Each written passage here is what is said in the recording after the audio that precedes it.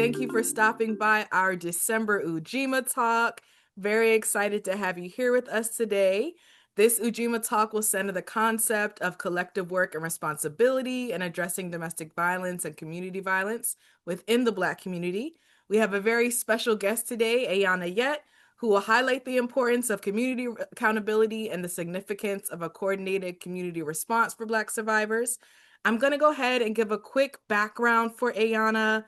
We've done some great work together, gotten to know each other the past year or so. So I'm really excited to have you here with us closing out the year and especially thinking about and centering the principle of Kwanzaa. So thank you so much for joining. Ayana Yet is a community-focused dual title, Masters of Social Work and Infant Mental Health graduate from Wayne State University School of Social Work. As a scholar activist, she works to uplift the voices, lived experiences, and healing practices engendered by Black women that promote resilience when overcoming exposure to trauma. She is a current PhD student at Wayne State University School of Social Work, exploring how society shapes the sexual lives, meanings, and experiences of Black women and girls, with a focused inquiry centered on sexual well being, sexual health, sexual pleasure, and sexual justice. Additionally, Ayana serves as a lead facilitator for support groups and the official trainer for the Sasha Center, who we love, a service agency providing a safe space for and advocating for Black women experiencers or Black experiencers of sexual violence in Detroit, in Metro Detroit. Ayana's passion about empowering others to achieve holistic well being through community healing, liberation work, and transformative justice.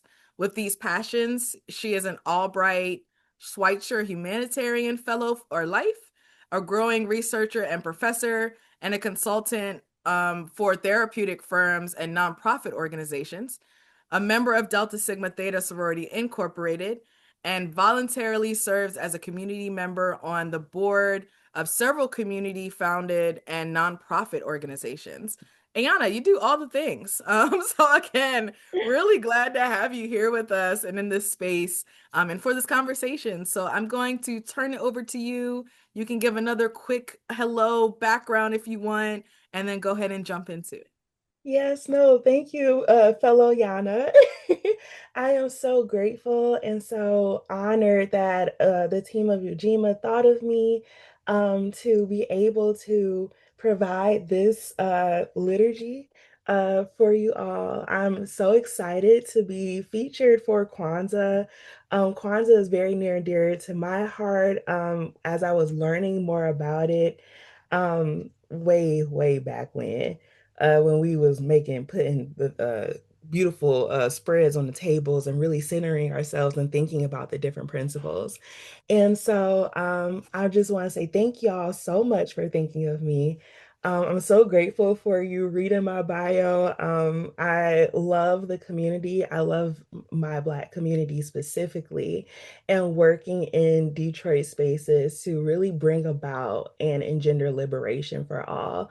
And I am so appreciative to have the opportunity to take the work that I do in Detroit and make it national.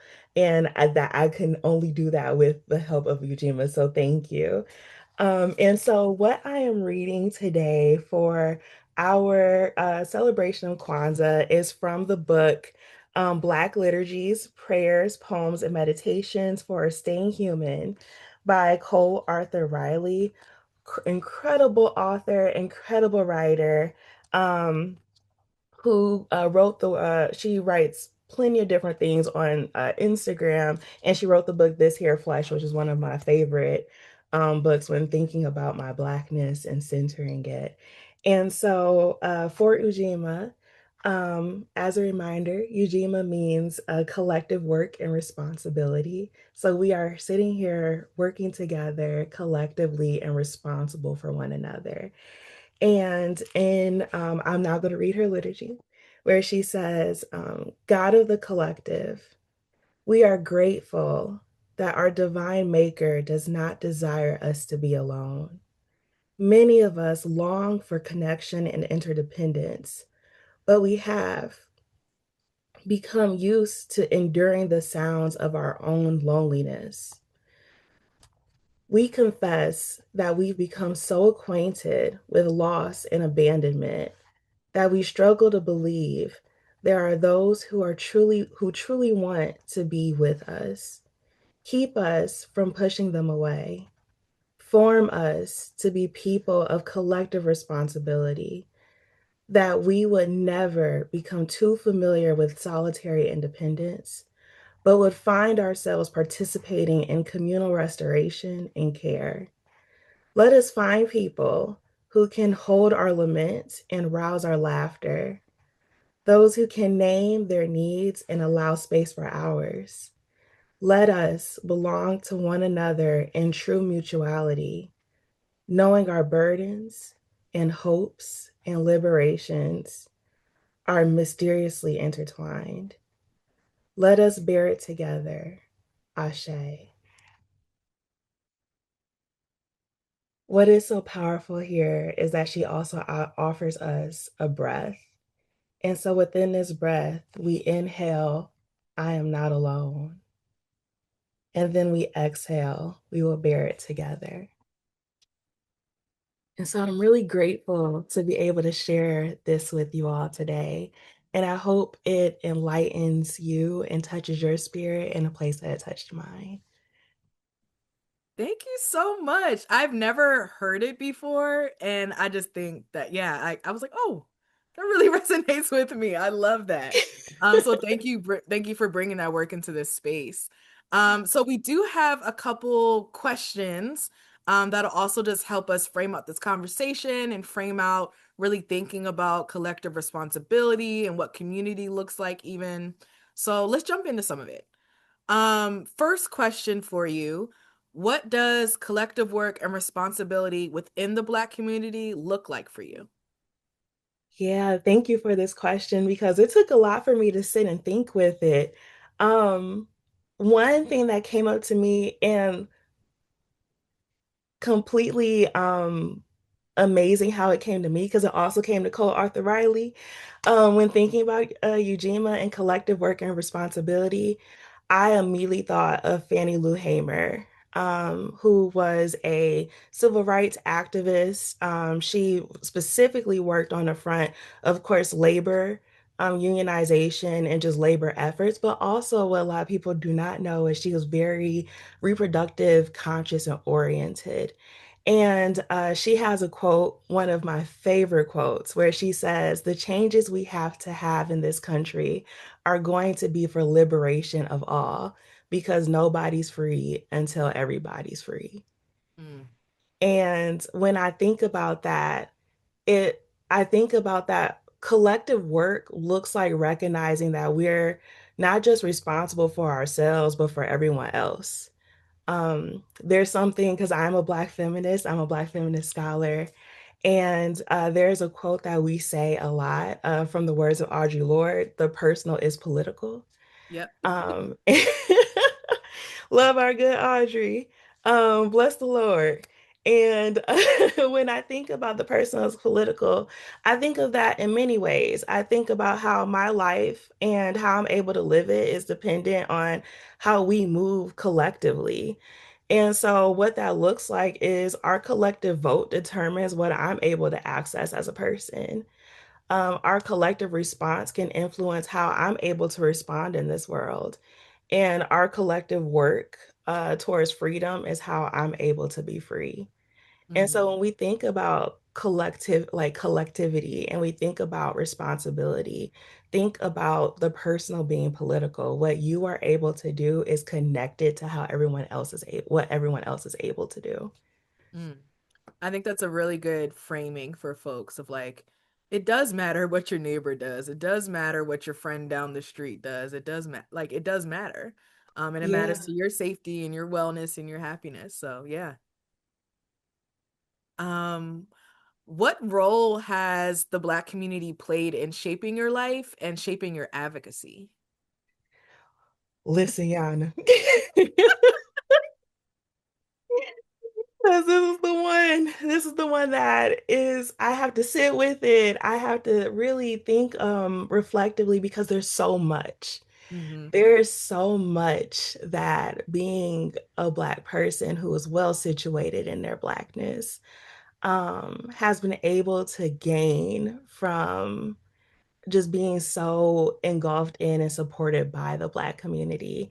I am, in the words of Solange, for us by us, FUBU all the way, right?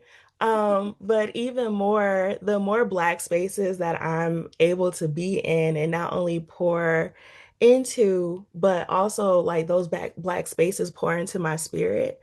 It grows my love and appreciation for my Blackness. It grows my love and appreciation for Black lives.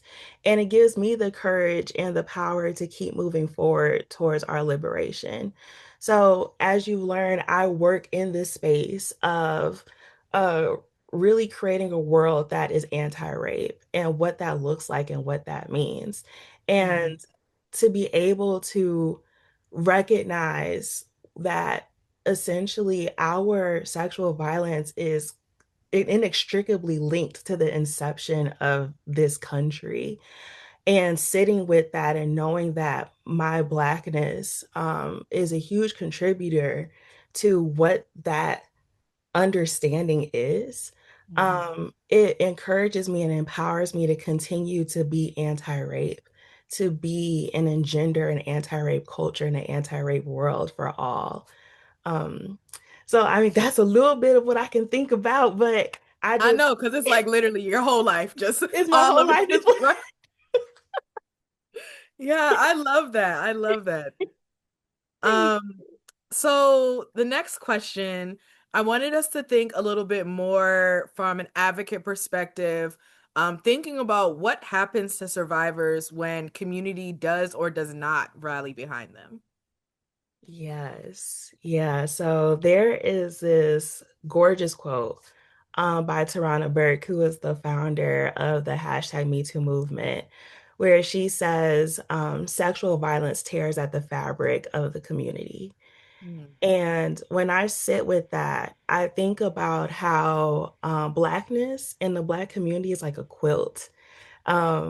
I mean, of course, we're very quilt. That's historical, right? But Mhm. even just thinking about how we show up, we come from different places, different experiences. We're different colors, different textures.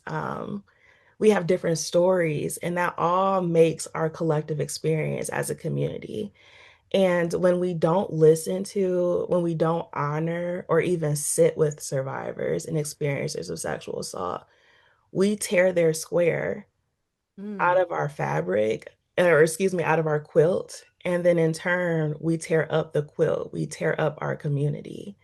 Mhm. And when you think about things as a Black person, what do we do when things are ratty tatty? We don't cherish them. We don't usually keep them. We throw them away as soon as they look real ratty tatty, right? Mhm. And so I think about that from a community perspective. When we as a community don't listen to, don't hold, don't cherish or care for survivors and experiencers, it harms us collectively. Mm. It and how does that happen? It disconnects us. It removes vital parts of our belonging and our being to where we no longer recognize it as a quilt. Mm.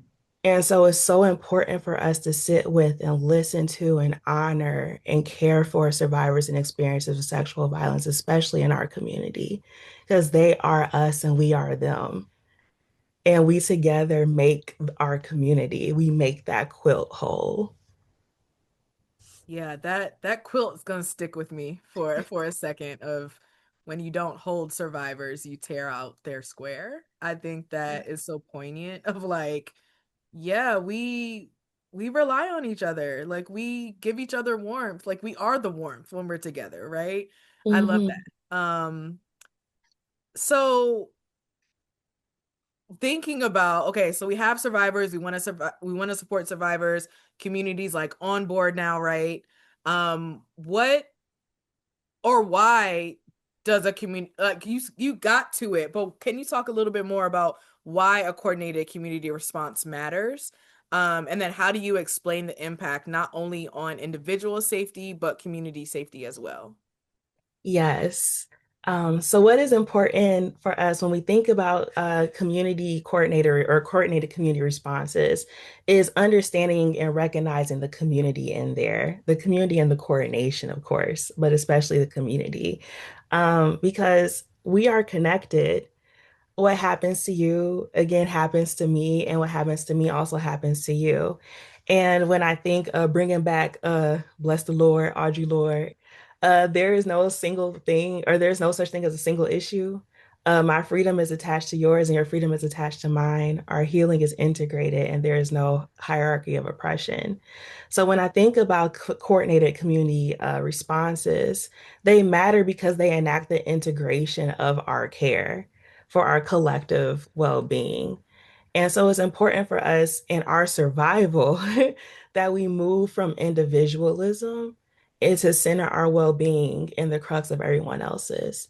So when I think about the importance of coordinated community responses, when they come in and they help, especially I know in Detroit and in Metro Detroit, we have coordinated teams that come together of um, folks that are maybe in law enforcement, who are advocates, who may be survivors or experiencers themselves that are providing peer support.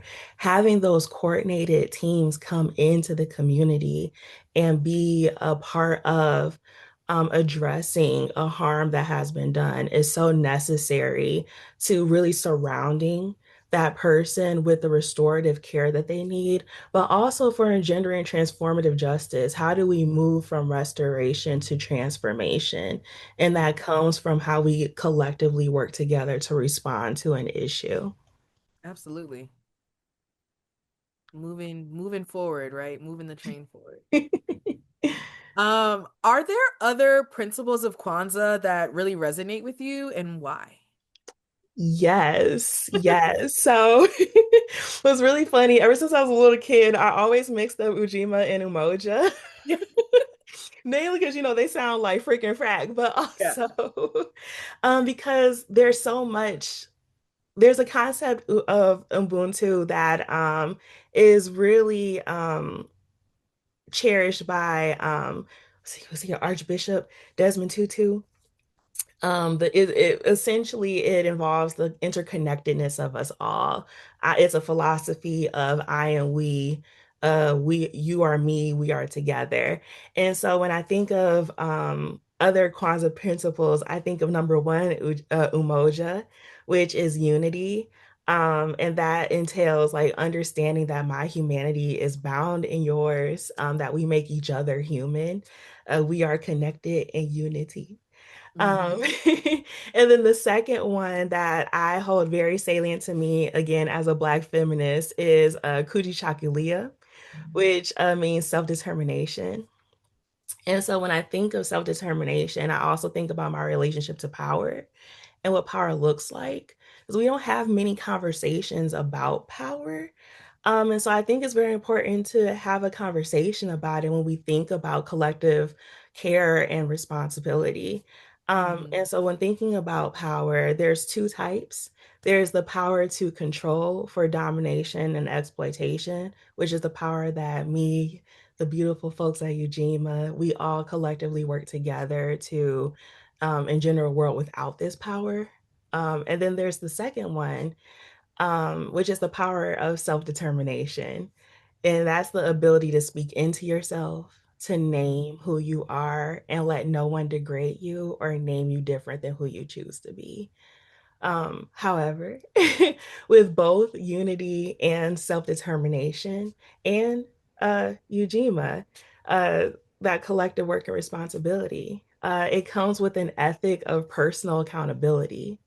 Yeah. And so, what that means is it is important to ensure that we come from a place of care and we come from a place of integrity so that we do not fall into that power of domination and exploitation. So, instead of that, we exercise the power to freely be who we choose to be, but from a place of love and care and respect for others. Period. Period. Thank thank you for that. Yes, absolutely. So thinking about, coming from different places into this work or into thinking about community, what if you're talking, just talking to the community, what would you say advocates need from them? Like, what do advocates need from the Black community? Yeah, I say we need three things. We need your ear. We need for you to listen, really sit and listen. We need your mind. We need you to think and be reflective and be introspective and considering of what you are listening to. Mm-hmm. And then we need your presence. We need your mental, cognitive presence to be open, awake, and cognizantly aware. But we also need your bodily presence. We need your body in these spaces where we create that we create to engender a world where we live free from sexual violence. Mm-hmm. What that looks like, show up to trainings, community trainings that we have. That looks like showing up to um, really just anything, just show up. Yeah. Just show up. We need you. Yeah. Show up mentally, meaning like really sit and think about your relationship to power, think about your relationship to one another, and your relationship to yourself. Are you more individualistic in your mindset where you're like all about me? Which is okay because we are people. Mm-hmm. We are in one body. We Mm-hmm.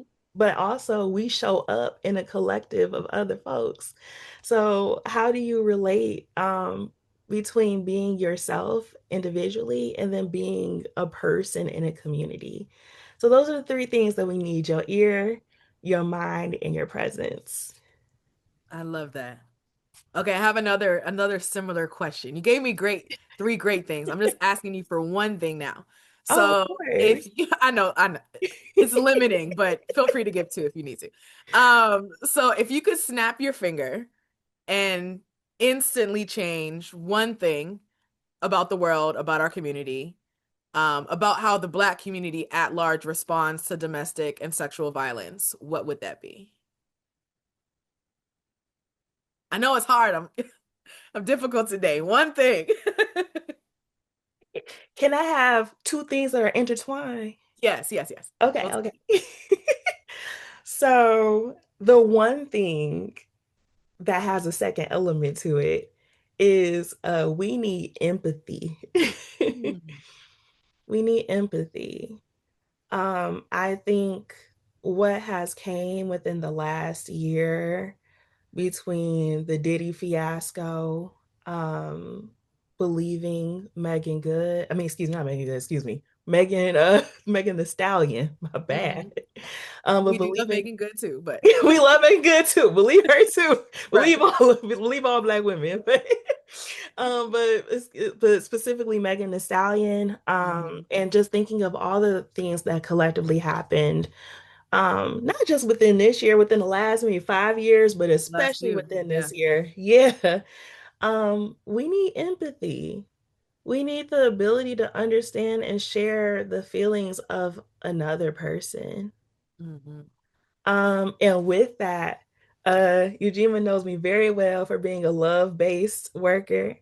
So within empathy, we need an ethic of love. Mm. And that ethic of love, as I always center it, comes from Bell Hooks, All About Love, how she defines it as a commitment to the will to extend ourselves for our own growth Hmm. and another's spiritual growth. Hmm. And by spiritual growth, she's talking about the place in us through which we communicate with the world. So when we have empathy that comes from an ethic of love, we're able to sit with that person that we are learning from, that we are hearing their experience. We can understand them, we can care for them with the will to extend ourselves in that space and in that time that we are listening and caring for them, um, to really think about how we're showing up as a person, period, but also as we are connecting with someone else, but then also um, how we share in their spiritual growth, how they're able to communicate with the world, how comfortable they are, how empowered they are. How do we build their capacity to show up and be their best selves? So it's an intertwined thing. And I Mm-hmm. know it's a challenging thing to say because we live in a culture that is lacking empathy, or even better, cosplaying, Yeah. being empathetic. Because, Right. being on these TikTok streets, we talk about empathy, but there's still a lot of empathy we're not seeing. Mm-hmm. And through our lack of empathy, we disconnect from our ability to grow within ourselves and support another person's growth. So, again, to be empathetic, we need you to listen. We need you to be critical about how you relate with yourself and with others. And what that looks like is asking yourself, like, how do you see other people? Mm-hmm. When you hear others speak, what are you listening to? And then this is, of course, where your understanding of power comes in. If you're only interested in exploiting and dominating others, you can't practice Kujichagulia, Mm-hmm. self-determination. You can't practice unity. You can't practice collective work and responsibility because you're unable to be present, and you're unable to be empathetic, and you're unable to come from an ethic of love. And if you're unable to do all these things, then you can't be for our freedom. Mm. And so that's the one thing. It's collective, it was long-winded, but that's the one thing. I will take all of that. I will take all of that. Yeah, I love that. Ayana, thank you so much for joining us. Thank you so much for always being so open, for giving that love, for being empathetic, for really holding that advocacy down, for being a Black feminist, all of that, everything that you give.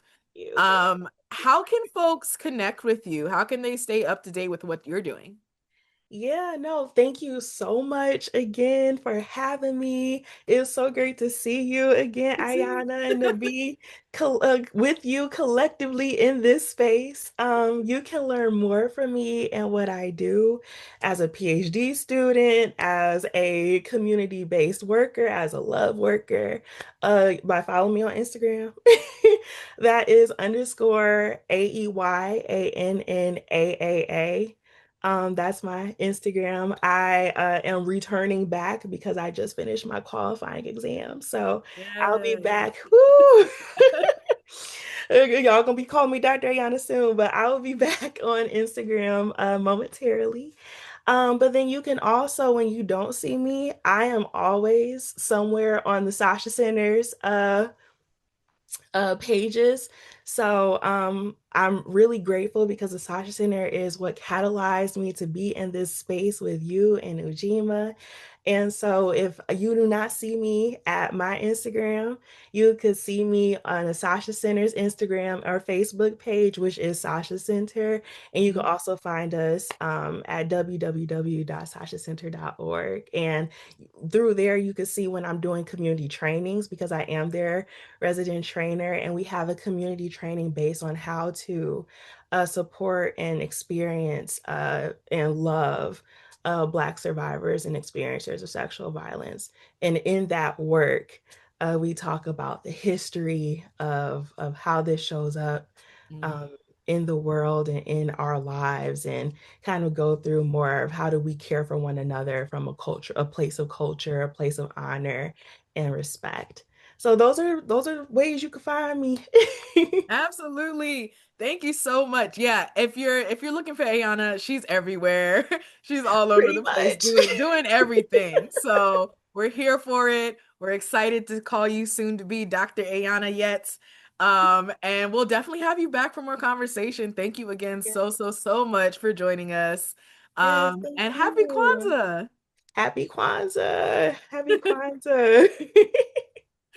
All right, y'all. Have a great one. Stay tuned for an upcoming Ujima Talk. Thank you again so much for joining. See y'all soon. See you. Bye.